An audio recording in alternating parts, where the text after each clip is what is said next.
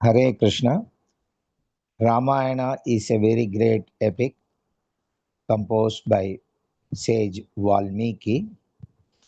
So we will have Gayatri Ramayanam, 24 verses, which make each verse is containing one letter of Gayatri mantra, and all 24 verses become a garland of Gayatri mantra. So, if one who cannot recite 24,000 shlokas in Ramayana, even if he recites these 24 shlokas, one will benefit. In addition, we will have one shloka Ramayanam, which is called as Eka Shloki Ramayanam, wherein one shloka, Saint Tulasidas compresses the entire story of Ramayana. That also we will record in this. Okay, so first we will start with Ekashloki Ramayanam composed by Tulasidas.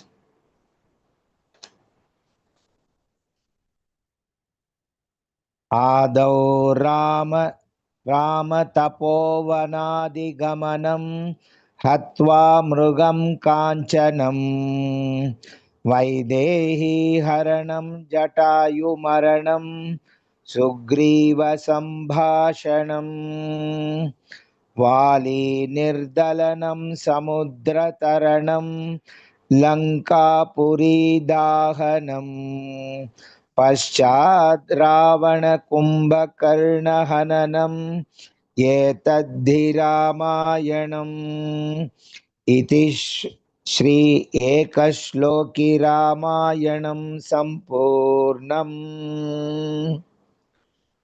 Now I will recite the Gayatri Ramayanam, 24 verses, and the Falashruti, the benefit of reciting that. All of you listen carefully. All the 24 verses are taken from different kandas like Balakanda, Ayodhya Kanda, etc.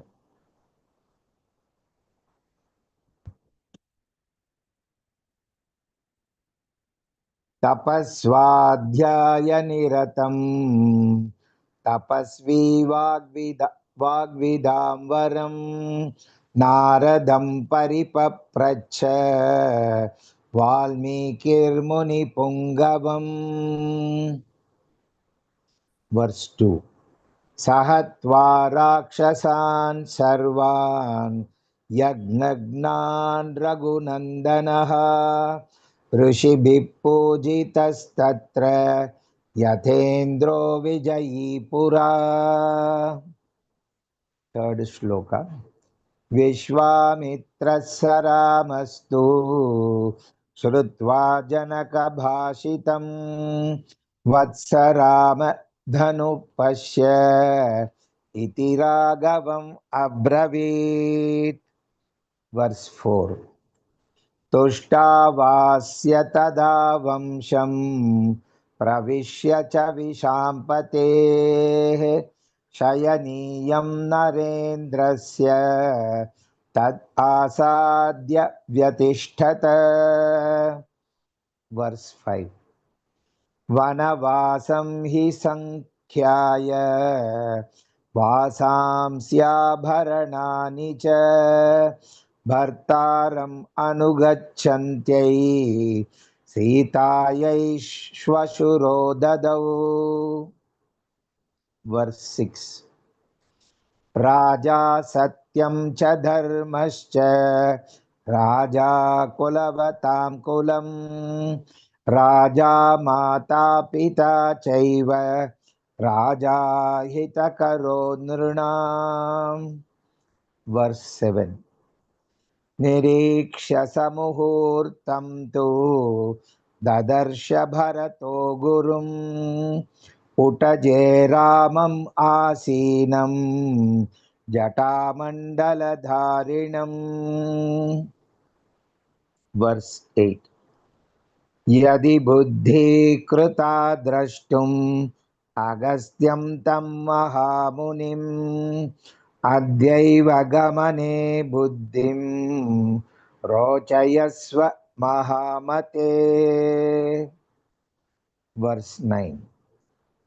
भरतस्यार्यपुत्रस्य श्वश्रूणां मम च प्रभो मृगरूपम् इदं व्यक्तं विस्मयं जनयिष्यति. verse 10. गच्छ शीघ्रम् इतो रामं सुग्रीवं तं महाबलं वयस्यं तं कुरु क्षिप्रम् इतो गत्वाद्य राघव. verse 11. देशकालौ भजस्वाद्य क्षममाण प्रिया प्रिये सुख दुःख सह काले सुग्रीव वशगो भव. verse 12. वन्दितव्यास्ततः सिद्धाः तपसा वीतकल्मषाः प्रष्टव्या चापि सीतायाः प्रवृत्तिर्विनयान्वितैः. verse 13.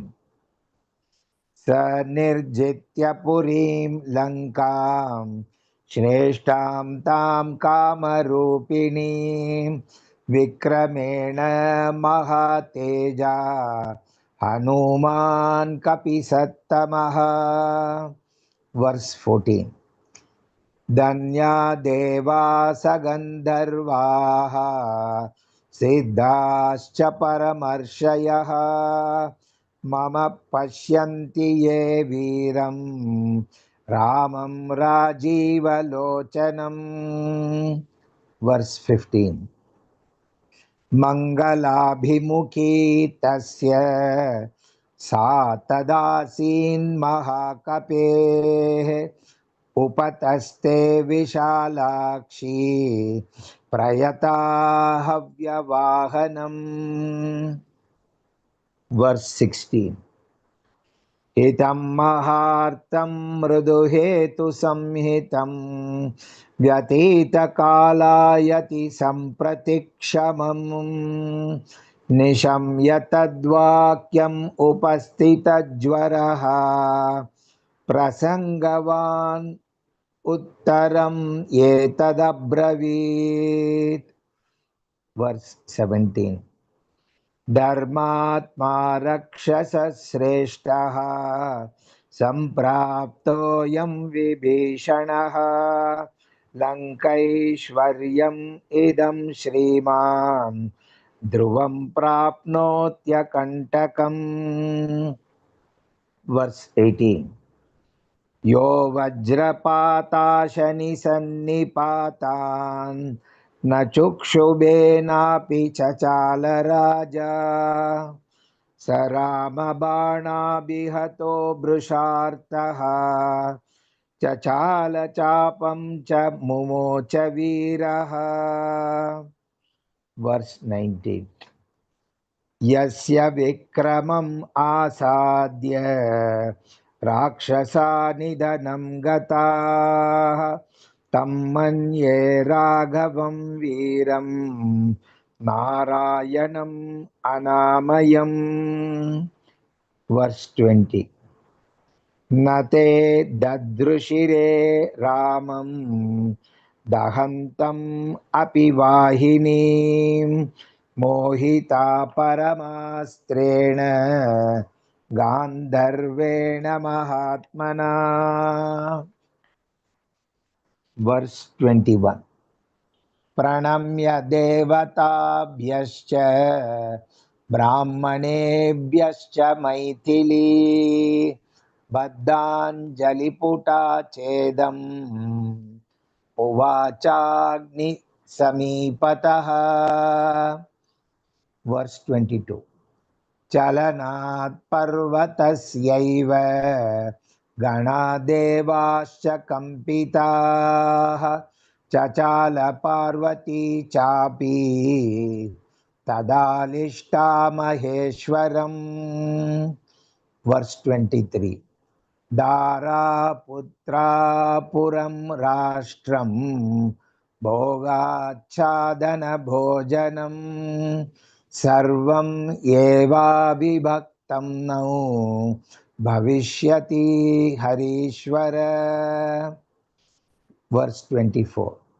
याम एव रात्रिं शत्रुघ्नः पर्णशालां समाविशत् ताम एव रात्रिं सीतापि प्रसूता दारकद्वयम्.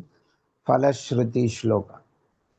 इदं रामायणं कृत्स्नं गायत्री बीज संयुतं त्रिसन्ध्यं यः पठेन्नित्यं सर्वपापैः प्रमुच्यते. इति श्री गायत्री रामायणं संपूर्णम्. हरे कृष्णा कृष्ण कृष्ण हरे हरे, हरे राम राम राम राम